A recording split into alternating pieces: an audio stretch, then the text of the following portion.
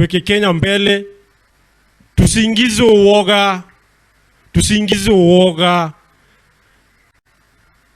Uwezi piga huyu jamaa risasi, upige huyu mwingine risasi ndio uniingize uoga niache kuandamana. Unaona? Mimi sikuwa naandamana, lakini sasa imebidi. Baba akisema to go, natoka hata kama mguu yangu imevunjika. Kwanza napata nguvu natoka. Sasa ningesema shukran kwa wote wamekam, na tunatuma pole zetu kwa watu wote wamepoteza familia zao, wenye wamepoteza watu wao, na wenye waliumia, wenye wanaugua, tunaomba wapone. Asanteni.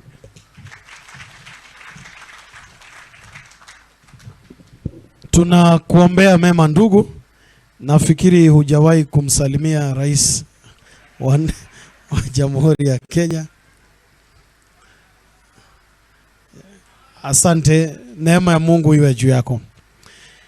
Niombe sasa nimkaribishe kiongozi walio wachache katika bunge la kitaifa, Mheshimiwa James Opiyo Wandayi, atuongoze kwa kipindi kilichosalia. Welcome. Thank you very much, Baggy.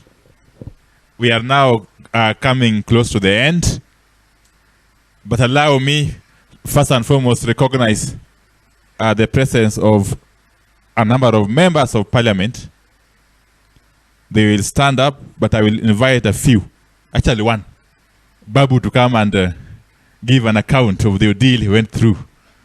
Then let me start with the MPs first.